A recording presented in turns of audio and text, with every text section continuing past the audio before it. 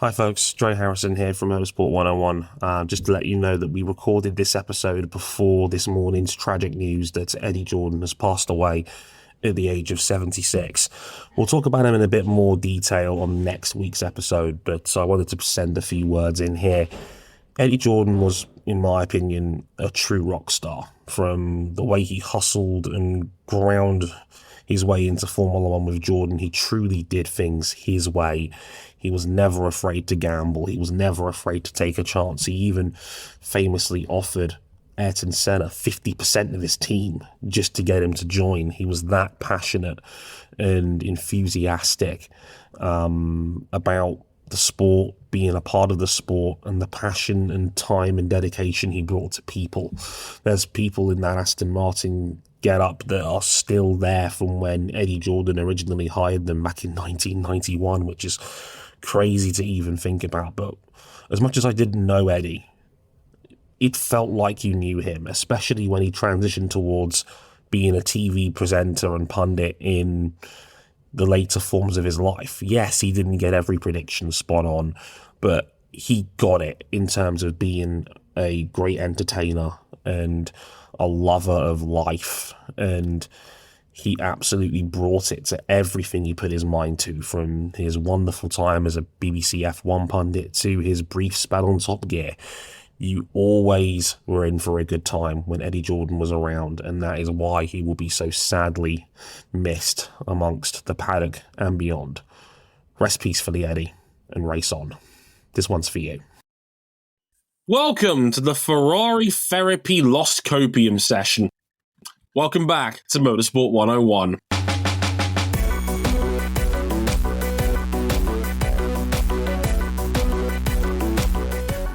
And really, what were any of you expecting? I mean, y'all are new to this, aren't you? First time? Let me educate you. This is what Sebastian Vettel had to deal with all those years. First time? Hey everybody, welcome to Motorsport 101, episode 500 nice. I am your friendly neighborhood host, Dre Harrison. Glad you could join us as ever. And well, it's the one you've all been waiting for. It's the one you were all here for. Formula One's 2025 season opener at the Australian Grand Prix. And well, in the least surprising part of all this, Lando Norris won. The favourite did actually come through. He had to earn it, though. That was not a straightforward McLaren win, because are they ever these days? We'll talk all about that. The battle for the win between him and Max Verstappen, just 0.8 of a second behind. And Oscar Piastri, who was challenging for a podium until he very suddenly wasn't. You probably have already heard the dulcet tones of New Hampshire's finest, Mr. Cameron Buckley. Hello, sir. Everything went red for 12 hours. Woke up respecting the bumps. Oh man, I did it again. I forgot that the sports cars happened to him. I didn't. It was all right up in my face for an entire week. And RJ Ocon, who was actually at the IMSA. Yeah, copyright struck, idiot. He's got a Rexine plush in front of us. How dare you? RJ, you were actually down there at IMSA for the 12 hours of Sebring. How was it, my friend? It was really great just soaking in like another slice of history, because in 2025, Nick Tandy has decided to just complete his New Game Plus run of sports car racing. He's won every major 24-hour race overall, and he has now won the traditional Triple Crown of endurance racing by winning his first Sebring 12 hours overall. He was a class winner there 3 times in a row for 2018 to 2020. I find it funny that we're all looking forward to the potential of him winning at Sebring and joining a less exclusive club than the one he joined at Daytona, which is a club of just himself. And now it's just like, oh, it's a club of between 9 to 12 people, depending on whether or not you count the shorter predecessors of the Rolex 24 at Daytona as part of the Triple Crown.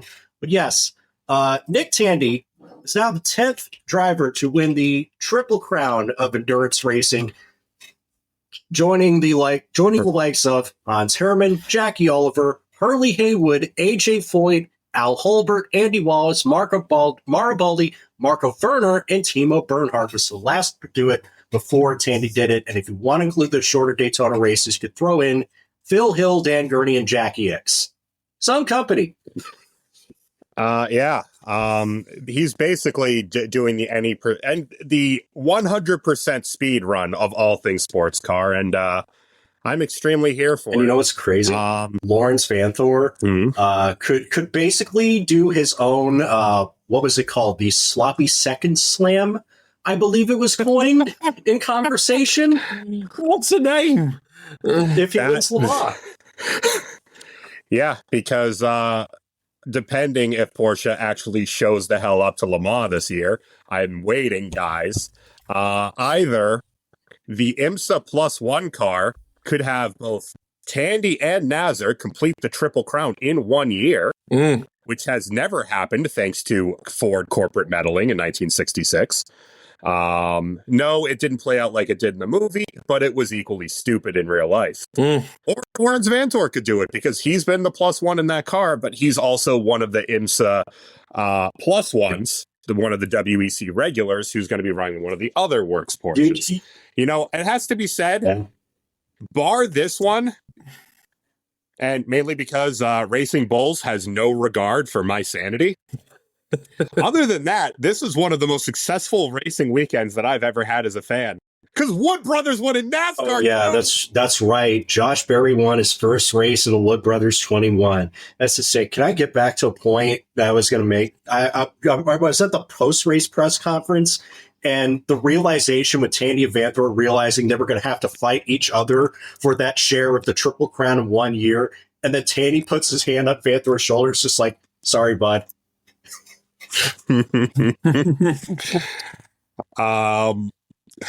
Also potentially early Golden Melon nominees with Tandy's pass for the eventual win, and he is speeding towards the That Boy Nice award this year. Oh, golly. He and Felipe Nasr is so fucking good, man. Yeah. Plus the bikes. We'll talk about the bikes later, but I'm still feeling real good about my life right now. Our bikes coming soon. Our bikes coming soon to a podcast near you. That'll be the next episode of Motorsport 101 right here. I've let these boys respectfully get wood over the sports car racing. It's time for me to reinstall some control here on this show and talk about the horror show that was actually one of the better Formula One races of the last couple of years. As you do. Because apparently, all you need to do to add a little bit of drama to the Australian Grand Prix, the true season opener of Formula One, sorry, Bahrain, I love you, but not like that, is just make it the first wet race in 20 years in Australia. And look what happens. Oh, boy. All hell breaks loose. We'll talk about the battle for the lead, Oscar Piastri, and why you should never bet the mortgage on an Australian driver winning at home. Spoiler alert, it still hasn't happened yet, and I'm not sure it ever will. Have they? They still haven't gotten a podium there, man. Nope. Not even a home celebrate podium. One, but they didn't get to keep it in 2014. Yeah, it was like technically Daniel Ricciardo did briefly.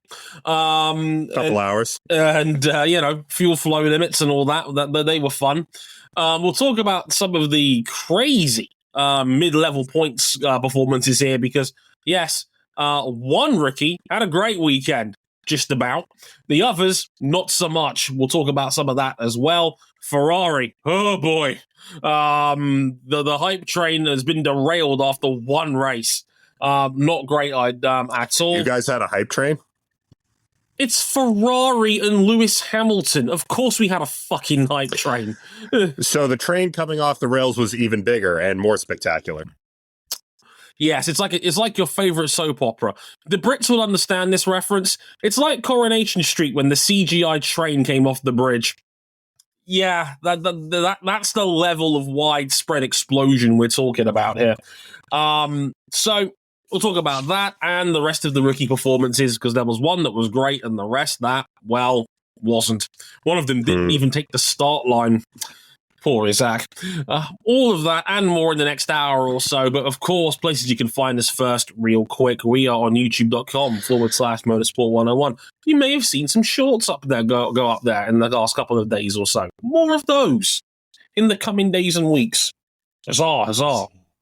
Facebook.com/motorsport101 and on Twitter at motorsport_101. And if you want to follow us on Blue Sky personally, you can at cbuckby917, at RJ O'Connell, and at Dre Harrison at bsky.social. If you want to follow us on Instagram, you can at motorsport101pod. You can follow us on there. And if you all those details and more are on our website at motorsport101.com, including full race reviews from yours truly on both this race, the Australian Grand Prix, and the MotoGP's Grand Prix of Argentina, and one special post which I'll talk about a little bit more later on in the show. And of course, if you really like us, you can back us financially on Patreon, patreon.com/motorsport101. $5 gets you early access to all of our content, which Jane Bleach up to pledge to the $5 level. So thank you very much, Jane. Much appreciated. Thank you for all your support as ever. If you go up to the $10 level, you can also get into the Supporters Club, our Discord server. We can listen to these episodes live as they're being recorded, as Emma and Jason are doing right now. Thanks for your support, guys. I love that Emma in our chat has also said, quickly looked up that Coronation Street clip because I had to. It's glorious. See? That was where the budget went. You can tell, can't you? Us Brits and our soap operas never change. Speaking of soap operas, here we go. After this quick musical break, let's talk about the 2025 Australian Grand Prix.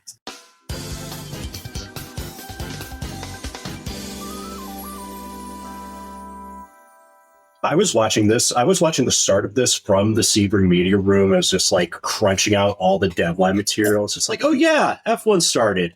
Things are already happening. Yeah. It was a wet race in Australia. Of course, it ended up being chaotic and going down to the final lap. Lando Norris held the lead for the majority of the race, holding off a fast-starting Max Verstappen in second, and Oscar Piastri third, until, of course, he overtook Max when Max ran just all four wheels off into a lake at the side of the road in Sector 3.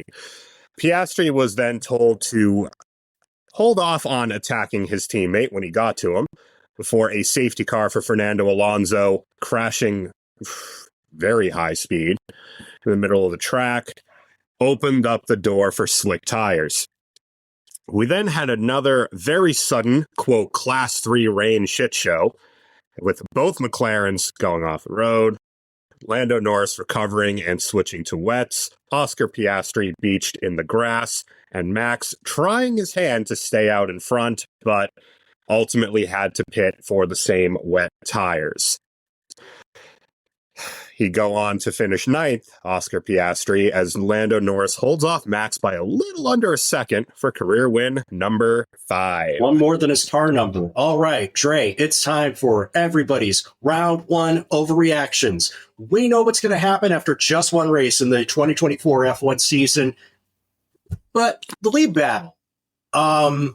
New Norris, same old Mats. What do we think here? Because, it was close. There was an opportunity that Lando Norris could have played up to the stereotypes of being a bottle artist, but he didn't. Yeah, what I would say to this is it's very easy to overreact and come up with big sweeping narratives after one round. I try not to fall into that trap. But at face value, that was an excellent drive from Lando Norris. Mm-hmm. That is exactly the sort of drive that I think he needed to have to reestablish himself. I mean, we just broke a 1,070-day streak. This is the first time since Spain 2022 that Max Verstappen is not leading a world championship. Holy shit. Which is crazy. I think that was 63 races ago. Just to put it into perspective. And was Norris necessarily the quickest man out there? I'm not entirely convinced he was, but he held his nerve under pressure. He didn't blink. He didn't give opportunity. He didn't give his opponents an opportunity to beat him. He blocked Max well at the start. He took control of the race. Max goosed his tires trying to stay with him, and Oscar Piastri got close, but made an Oscar Piastri-esque mistake, unfortunately, and that's what opened the door for Norris to defend himself. Was it the perfect race in terms of execution? Probably not quite, but I'm not sure Lando Norris wins this race 6 months ago. he did win this one. And that's a step in the right direction for Lando and McLaren in general. This was a good, well-executed race. Unfortunately, they were a little bit unlucky in how it ended for Oscar, but that was one of those spontaneous moments you couldn't really have done anything about. They got caught in the rain and then the first guys through it. It can happen to anybody. Lando caught the car. Oscar did not. And Lando got to pit. Oscar was using some skills learned on Jeremy Clarkson's farm to back that tractor out of the grass because the grass was completely saturated with water, and was able to recover to the points, but unfortunately it just all kind of fell apart from there for him. Should have been more, man. It really should have been more. Like, it should have been at least a podium finish for Oscar, if not the win. I know my lesson not to bet the mortgage on an Australian driver winning at home, because I was so tempted to. If I could have at least been a podium. Should have at least been a podium. It should have been at least second place. Oscar's pace was at his best was exceptional. If you ever want the narrative-driven race about Oscar Piastri, this was the one. Where a lot of people think, rightly or wrongly, he has a higher ceiling than Lando Norris does, and at very brief moments during this race, it looked like he did, but then Piastri made a I don't want to say typical, but Piastri has had these errors before, and this one cost him dearly. Well, he got told to hold station, and then just went out of his pace from there. I think it got him out of his rhythm. And then he just dropped it. Turn 6 of poor judgment. It happens. It happened to a few drivers. Fernando Alonso. Yikes. Oh my God. That was a reaction. It's just like, Aston Martin. Oh, and Aston Martin's crashed. It must be Stroll. It's Alonso? Oh. Yeah, Alonso just crashed much later in the corner. Most people crash going in. He crashed exiting the corner. He did the Albon special. Yeah, it was later than Albon's, but yeah, Norris was absolutely fine, which is a hell of a lot more than he probably would have been less than a year ago. So Max Verstappen gave it the old college try, though, in a Red Bull, which is quick, certainly as quick on fresh tires, but can't keep its tires under it like the McLaren can, because nothing could. We'll delve into the pace deltas a little bit later, but got a little bit of a get-out-of-jail-free card with the Alonso crash, and then shadowed Norris all the way home when he probably wasn't in a car to do so, and didn't let him get any further at it. Once he got into DRS range, Lando couldn't shake him off. It was about about just under 9/10 at the line. Yeah, I was going to say, like, this is...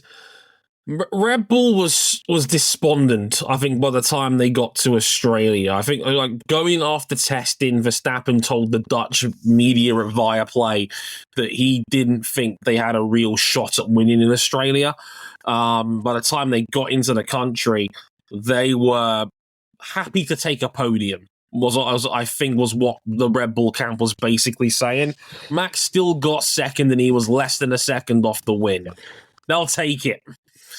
He made McLaren fight for a win when they really didn't have a right to. I mean, on average, taking out outlier laps and judging it from a mix of all the conditions, Max is about 0.6 of a second off, which is a pretty healthy gap from McLaren to everyone else. So, and that was that was the only car within a second on average. So, still Max giving it the old college try, still making everyone work for everything against him. And yeah, it's one of these things where we think, or most of the teams think, McLaren have got a couple attempts on the field right now. It might be a case of Max surviving and taking every point he can until the field gets to the Spanish Grand Prix in June, and seeing where the flexi wing test comes into play. Yeah, that's a fun fact. So, the rear wing test was supposed to come in for that. Yeah. The FIA watched the Australian Grand Prix and said, "Nah, we're doing it for China." It's coming. Yeah, they were moving that shit. They tested Lando Norris's rear wing 4 times after the race. It passed each time. Like, no, we are redesigning the test because this cannot stand. It's like we know something dodgy's going on here, but we're not quite sure what it is. So we're going to sting it this way. I know exactly what it is. The way the rule works with the way the FIA can judge this, by definition, if it passes the deflection test, it's legal. But the FIA has the power to redefine what that deflection test is anytime they want. Mm-hmm. So, like, that's how the rule is written. So the cars, like McLaren's car was fully legal this weekend. In the words of Ray Evernham and Mr. France, it might not be tomorrow. Thank you very much. Please don't ever bring this car back. I love the T-Rex. But yeah, and it's not just the couple of tenths. What it is that the McLaren is only maybe a little faster than the Red Bull and the Ferrari over one lap. But much like the 2023 Red Bull, once they dig into the tires, McLaren just fucks off up the road. They had little to no tire degradation for most of that first stint, and Max melted his front tires trying to, and successfully keeping pace with them, but he goosed his tires doing it. Yeah. And that's what led to him making a mistake in the back end of that stint. It let Piastri... He was almost 20 seconds off of the McLarens by the end of that cycle on the slick intermediates was what they were by that point. Yeah, that's what opened the door for Piastri to overtake him, and then that was it. Also, we thought the lead battle was going to be over right there and then for Max, and again, the safety car was a get out of jail free for him to get him back into play. And again, Max still very nearly stole one on the way out, because that's what Max Verstappen does. He is relentless. He is fine. He's doing what a lot of people love in their Grand Prix driving, which is seeing people scrap it and seeing guys, basically, Max is an alchemist trying to get something out of nothing. He will rip any maximum available result out of a given car, out of a given track on a given weekend. He only failed to do that really once or twice last year on a couple of, frankly, really shitty days for him. Hungary was awful. Mexico was awful. Otherwise, there wasn't a lot more in it overall. And he's back to that. Despite McLaren's advantage, he's not going to let them get this one easy. Meanwhile, in third place, and completely anonymous, Mr. George Russell. I love the meme that's going around that's saying, like, oh, George Russell does nothing, finishes on the podium. Like, if you watch that race that weekend, he did a lot more than nothing. Not that we saw it, because we saw his car on screen for maybe like 40 seconds across the whole weekend. Yeah, he was just there. Sometimes being there is enough, man, especially in a race like this where you have veterans like Carlos Sainz Jr. chucking their cars in the first lap. And the aforementioned Fernando Alonso. That's not nothing. Fernando Alonso, the most experienced man in the field, over 400 Grand Prix to his name, stacked it at turn 6. Carlos Sainz, I believe, is now the third most experienced driver in the field. Lost it under a safety car and put it in the wall, and Carlos Sainz is somehow not the most embarrassing crash we've had this weekend. More on that later. Russell ended up third while being extremely quiet. His teammate, Kimi Antonelli, was a lot more lively, and he ended up fourth. It was a great but messy drive, and that's kind of endearing in its own way, isn't it? Yeah. This was about the worst possible race you could be thrown into if you were a rookie. Fully dry qualifying session, followed up by massive wet race, heavy intermediate usage, changeable conditions, low grip. Australia is already an outlier round as it is. And then, chuck in rain there for the first time, I want to say, since 2003 for a Grand Prix. Heavy rain. 2010 was the legendary 2010 race with the tires that were melting in the odd conditions. How about a four-stopper? How about a four-stopper? I mean, as you said, about the worst conditions you could possibly ask for. Some rookies dealt with it fine. Some rookies dealt with it not so fine. Some rookies' cars didn't roll with it so fine. I believe Bortoleto's suspension actually collapse before he Just hit anything. completely failed. You've seen the replay. His right rear suspension completely collapses before he's even hit the wall, and that ruined his day. What was it? He was having a great weekend. perfectly fine day. Yeah, he was solid.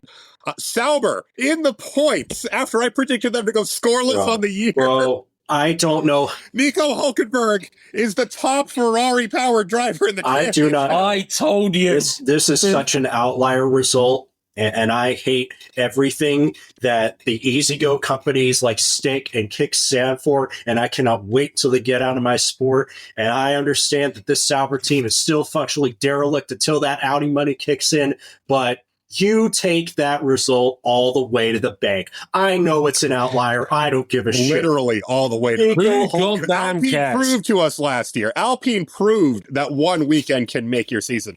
And Nico Hulkenberg is still 100% Himalaya. It's like he never left the team after 2013. Hulkenberg just scored 50% more points in his first weekend back than all of Kick Sauber managed across 2024. They scored 4 points all of last season. Hulk already has 6. Huge result for Sauber. Huge. Nico Hulkenberg kicking Lewis Hamilton's ass in a Sauber. It really is 2013 again. Think about this, though. Alex Albon in 5th. I know he was 5th, and then he was 4th because Antonelli got a time penalty that was overturned on appeal for an unsafe release. But still, either way you slice it, that's Williams' best result in a race that wasn't, a glorified 2-lap parade in some time. It was the best Williams result they've had, barring the mess that was Spa 2021, was Lance Stroll's podium in Baku back in 2017 was the last time Williams had a car finish that high. Just to clarify what RJ was saying, Mercedes lodged a rare, successful right to review. Oh my God, they actually presented new evidence. They did, because the stewards at the time did not have the roll hoop footage of the unsafe release call that happened to Kimi Antonelli in the pits. Merckx was able to download the footage after the race. It was presented as new evidence, and the stewards were like, yes, this is new evidence. We will accept this.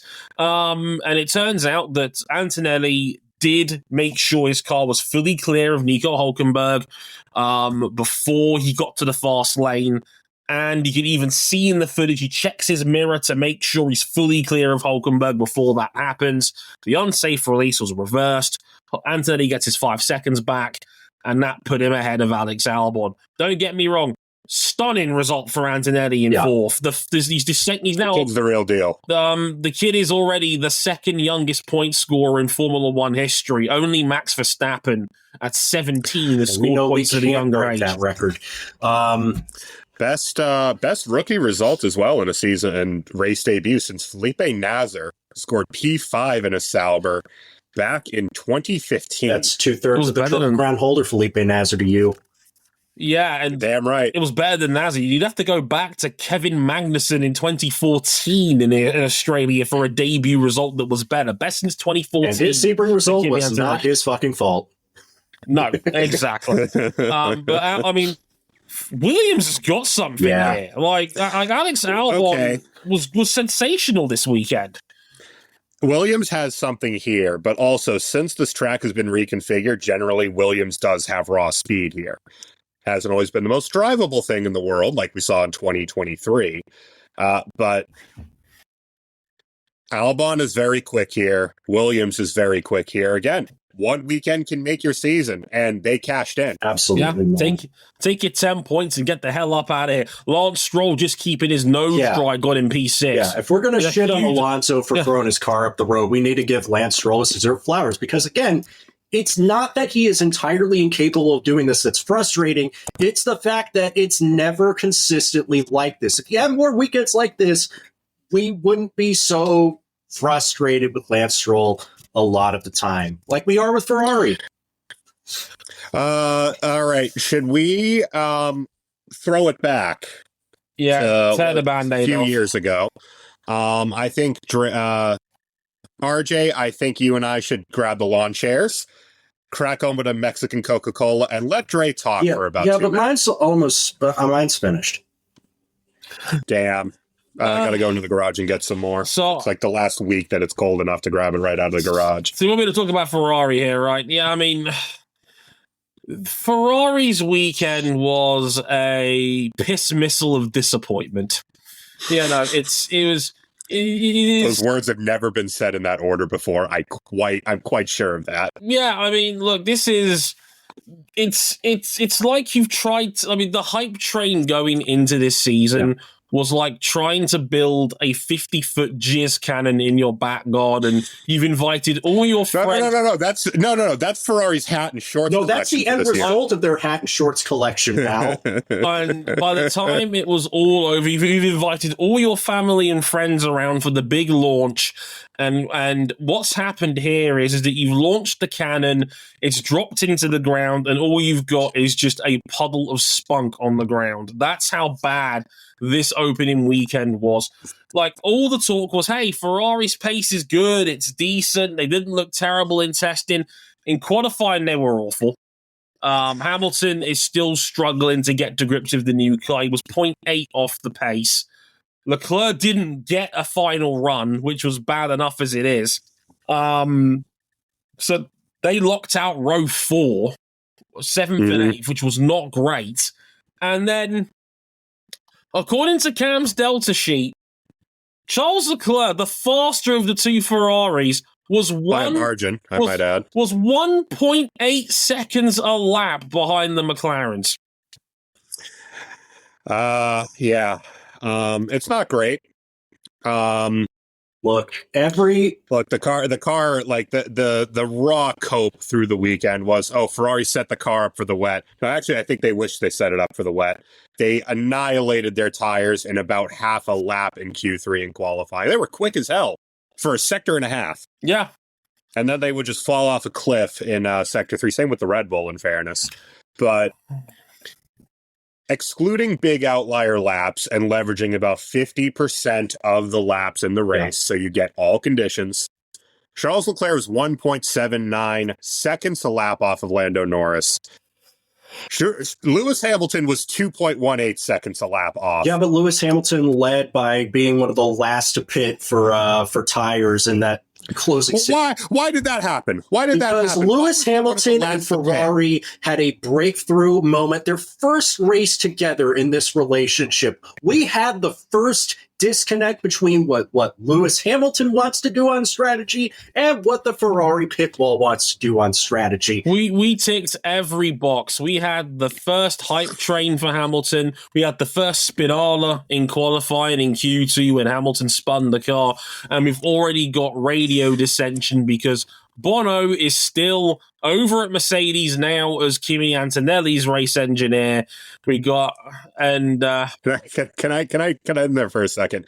The whiplash of hearing Bono speak and then Antonelli speak, right? Like hit me in my chest. No, we've had 12 years of this shit, and now all of a sudden we've had to get used to so wrong. It doesn't sound right, and we had 2 legendary radio moments of Hamilton saying "Leave me to it" 4 times on the radio with Adama, his new race engineer, getting used to shit. Also, side note, as a quick tangent here, you know how weird it was hearing Gary Gannon for Aston Martin? Yeah, dog. By the way, yeah. This is a new era for Formula One. The post-Lewis Mercedes era has hit across the whole grid. Right. And then Charles Leclerc oh my God. I have a huge leak in my seat. My whole seat is wet. And then it's full of water. Must be the water. Let's add that to the words of wisdom. Yes, this floor is made of floor. This would be funnier. This would be funnier if it wasn't such a struggle fest, dog. Otherwise, they're just flashing in here with worse dad jokes than Christopher Hardy. Team LH on Twitter got the entire Sebastian Vettel fan experience in 2 stints. And this was before they released the Jizz merch. Yes, the Jizz merch. The cum hat is definitely It definitely tells others, I'm going to steal this from Jalopnik, that I let others finish first. That should have been King's byline. He let Andy Kolmowitz, his co-worker, take that for him. And they're not paying Andy enough over at Jalopnik. Oh my god, they're not paying King enough over there. Look at the lines he's coming up with here. But honestly, like Ferrari this is their worst start to a season on raw speed and points gained since 2009, the legendary red sled that was the F60. God. No. I'm going to hammer this home even further. With his P10 finish, Lewis Hamilton has had the worst debut for Ferrari in a race since the 2009 European Grand Prix, and the second worst of the 21st century, alongside who, gentlemen? 2009? Is that Giancarlo Fisichella? No, it isn't. It's Luca.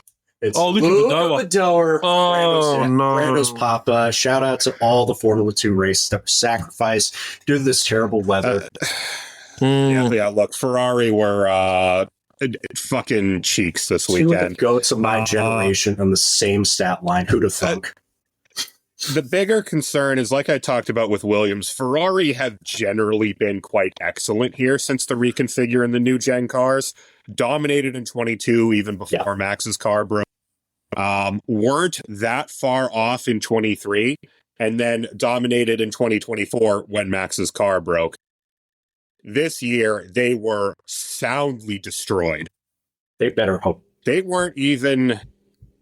At times, they weren't even the fourth fastest team, and that is really, really concerning. If we get to Bahrain and Ferrari's cheeks like this, pack it up and come back next year, because they're always good in Bahrain. Always good in Bahrain. I guess not to break into the narcotic stash for a bit, and we're bringing back old bits en masse because we have to. It's kind of our bit thing, but it's just like China's a radically different track to Australia is now.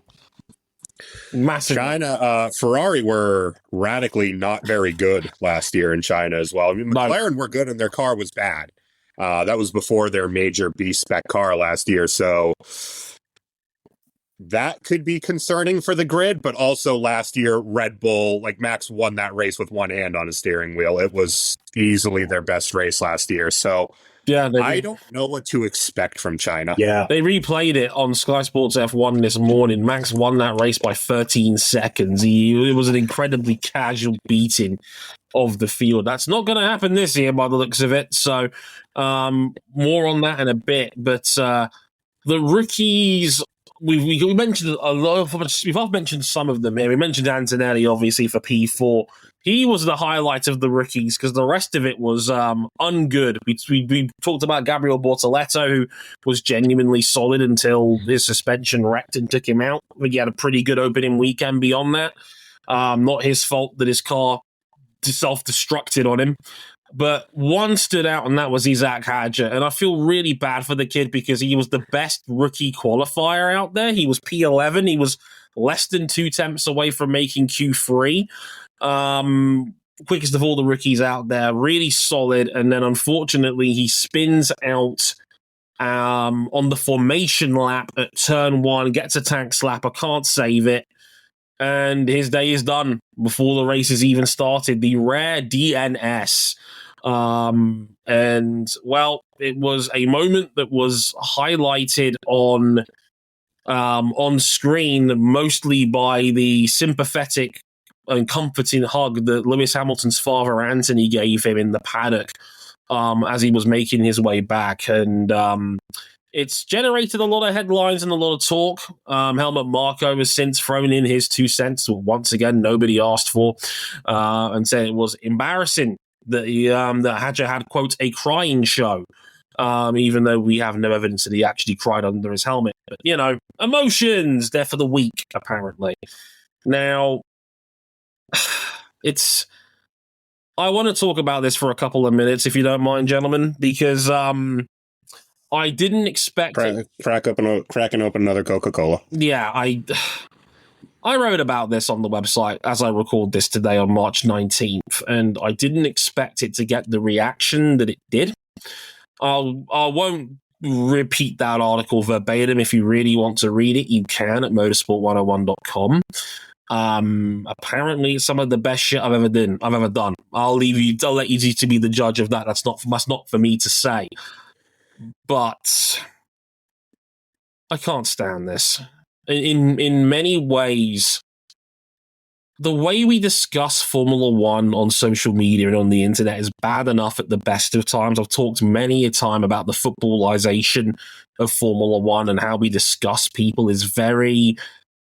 It lacks compassion. It lacks empathy. We are very quick to bury people. We overreact.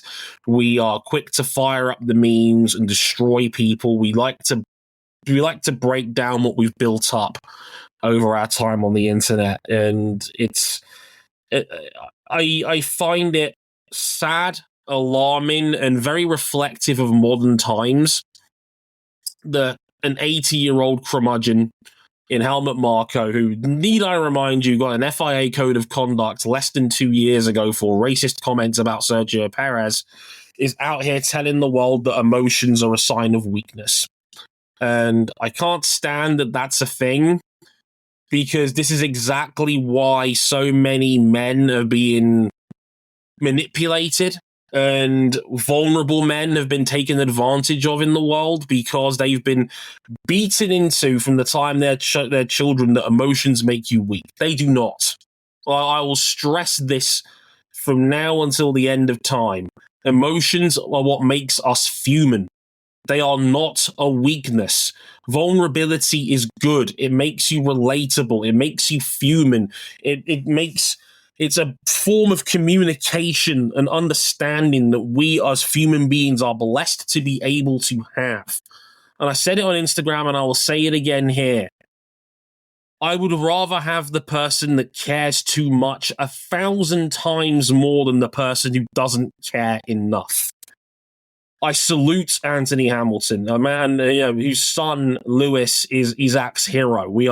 Lewis has been long enough on Formula One now that he's literally inspired a new generation of racing drivers. We are so fortunate and lucky that we have figures like Lewis in this sport that are able to do that with the next generation of racing driver. And I need to point out how important it is that the person that put this arm around Isack Hadjar was a black arm. We don't have very many people of color in this paddock at all. It's the Hamilton family, Lawrence Barretto, and not much else. And that is tragic that we are still in that position in 2025. And take it from me, as a black person, we, even more than white people, have it beaten into us from the time we're children to hide, to hold our emotions down. Our reactions are often on trial. So often that we can't react, we can't get angry because we're stereotyped as the people out there that lose their rag or get angry at everything. We're not allowed to do that. We have to be the disciplined ones. We have to be the bigger people and rise above it. Anthony Hamilton is a man who knows struggle. This is a man who gave up his high-paying job in IT, took 4 jobs on to make sure Lewis Hamilton could get on that grid. He promised him from the time he was 6, I will support your career as long as you can keep it up in school. And Anthony did it. There's no way he could have known, especially with the way us as black men think. There is no way he was ever 100% fully confident that Lewis was going to turn out the way that he did. Arguably the greatest Formula One driver of all time. A very strong argument you can make. The transcendent star that Formula One has always begged to have. More than Schumacher, more than Senna, more than Prost, more than anyone has ever come before it. We are so fortunate, and it sucks that once again it comes down to the black figures in this sport to lead the charge when it comes to compassion and empathy, when we're the ones that often have to go through so much more just to get to that point. It's infinitely frustrating that what is great, obviously, let me re-clarify my point. It's great that Anthony did this. I'm not criticizing Anthony at all. I need to just make that absolutely clear. What he did was wonderful. And I wish there was more compassion and empathy in this sport especially for people like Isack, who had about as horrible a nightmare first race as you could ever wish to have. But I wish more people were there to amplify the black voices in this space and in this community. And not just me. There are plenty more out there that have got stories to tell like mine. And if you want more on that, you can go on the website and read it for yourself. I'm not going to make this a pity party about me on this pod right now. But I would highly recommend giving it a couple of minutes of your time if you want to know a little bit more about me and why certain black men are wired the way that they are. But it is so frustrating that Helmut Marko has brought out the best and the worst of how this sport is covered once again. Gentlemen, I'm done. Thank you for holding back for a couple of minutes there for me. I had to get that off my chest. I had to let this man cook. I do recommend everyone go read Dre's piece because it's real. It's some of the best stuff that has been put up on the website, and it's genuinely real. I mean, it's real. And I'll say this to Helmut Marko: if you're just going to sit here not nurturing your talent, you're not really going to get very far. Talk about emotions are a weakness. Who gets more emotional when shit goes wrong than Max Verstappen? And this is always how he's operated as the head of the Red Bull Junior team for like 20 some odd years. That man ain't changing. Yeah. Oh, I don't expect him to. Is this a good point? Anyone expecting him to is throwing faith down. Is this a good time to launch? Sorry. No, sorry. One last point on that.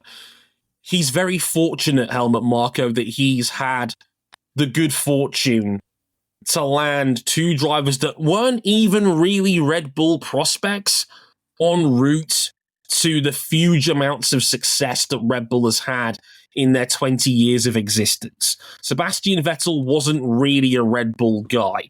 He's a BMW boy. He was a BMW guy that they stole on the way in and nurtured him into 4 world championships and 4 constructors titles. Max Verstappen was not really a Red Bull guy. They poached him straight out of karting and put him straight in an F1 car at 16 years of age.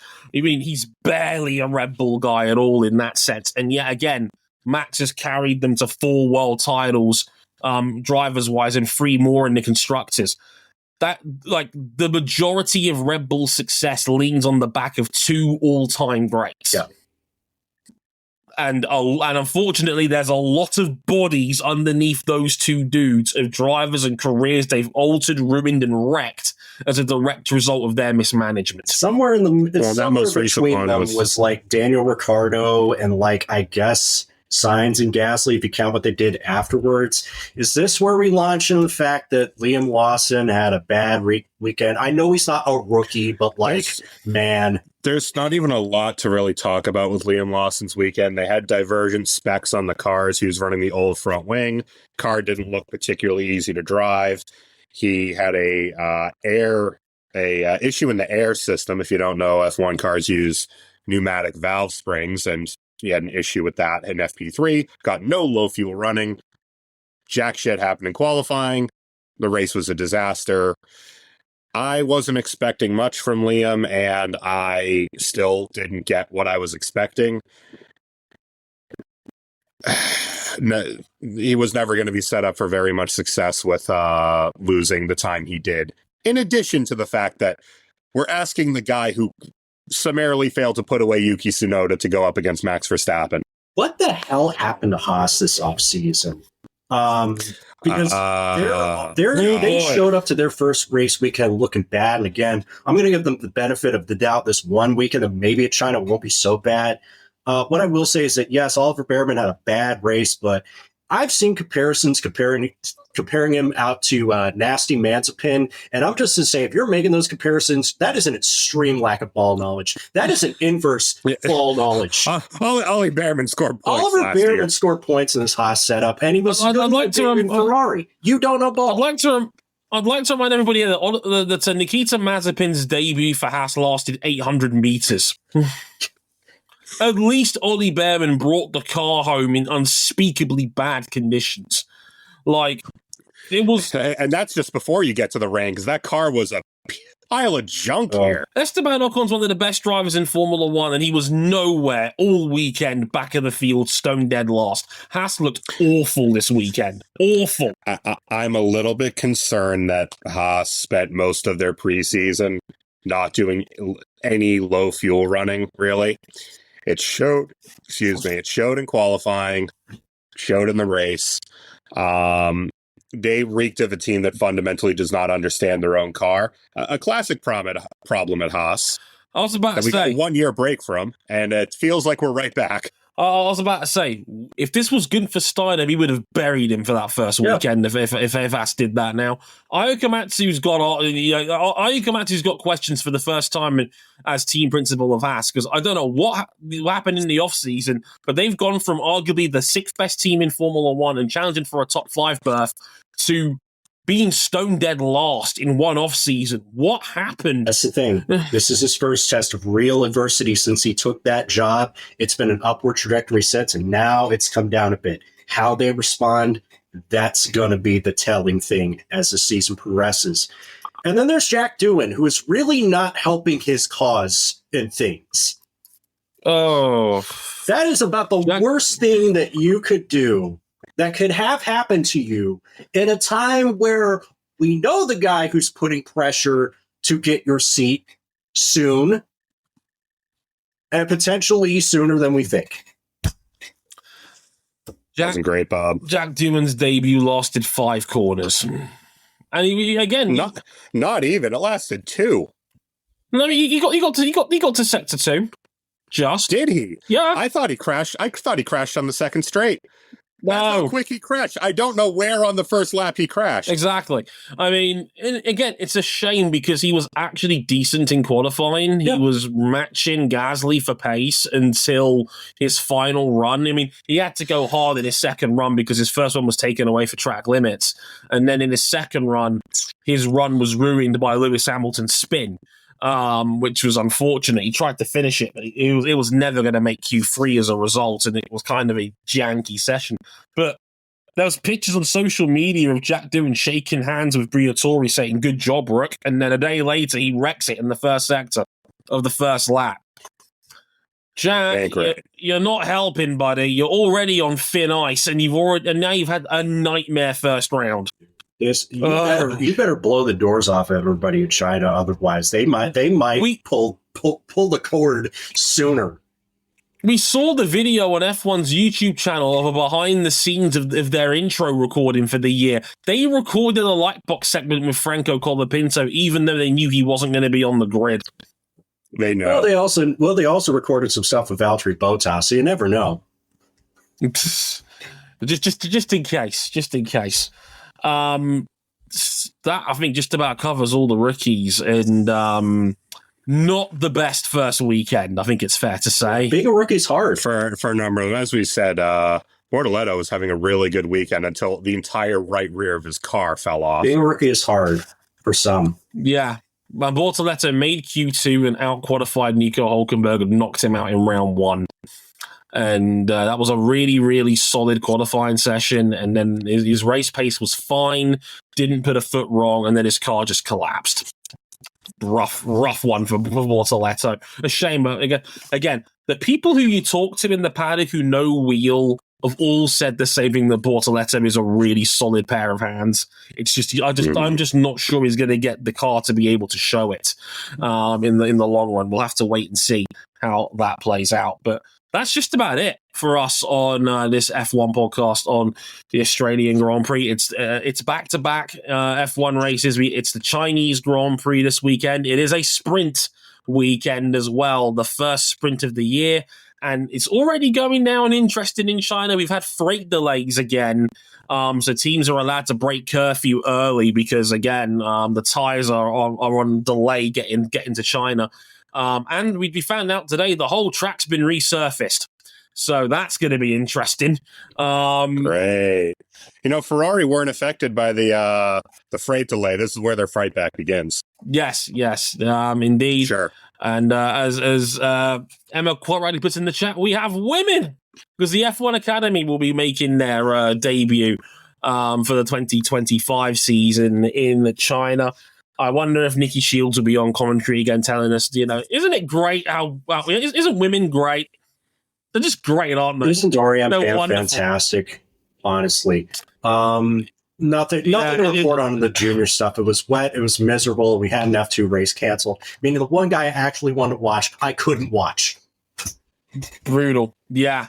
F2 was completely the sprint race was fine, but the feature race was rained out because of how heavy the rain was. It was just too dangerous, and as a result, that was it. We didn't get an F2 feature race on this one. The sprint was won by Joshua Dirksen, who's continuing his fine run of form from the back of last year, slipping Mecha Chrome $20 for the good engines. Do you, any of you, comprehend the level of rant I'm going to go on if Mecha Chrome gets the tender for the new LMP2 and powertrain? That's gonna be a future you problem. Yeah, it's going to be a future everyone using one of those engines problem. Because of the winners of the sprint, Joshua Dirksen, Leonardo Fornaroli, and Luke Browning is your top three in the standings right now because we didn't have a feature race. Isn't that just fucking Luke crazy? Browning's legit. I don't know if that's just Luke, I don't know if that's just UK bias or something, but like Luke Browning's legit. Yeah. Yeah. F3 was fine. Again, sprint race was a bit messy. Santiago Ramos won the sprint, and that one ahead of Martin Estenshorn and Roman Belinsky, Poland's first ever Formula 3 podium, so congrats to them. And in the feature race, Rafael Camara dominated the whole field. That was a beating by Rafael Camara. There was a drought of Brazilian talent in F1 for a while. I have a feeling that might not last for a while. Yeah. Rafael Camara looked good out there in like perfectly handled restarts in terrible conditions, had a great pace, pulled away from the field, won cleanly from Noah Stromstead and Teofil Noll in the top three. So keep an eye on that one as well. As said, Chinese Grand Prix this weekend, sprint weekend, of course, as well, and a newly resurfaced track. So there's bound to be some funky shit that will go down over the course of the weekend. Stay tuned for that. We'll be back to review that next week. I hope you guys look forward to that one. Our MotoGP review is next up here on Motorsport 101, the Grand Prix of Argentina, and another bout of our bikes. And looking forward to that one. Our bikes, indeed. Until next time, I've been Dre Harrison. They've been Cameron Buckley and RJ O'Connor. Thank you very much for listening, and we'll catch you guys next time. Sayonara. Later, y'all.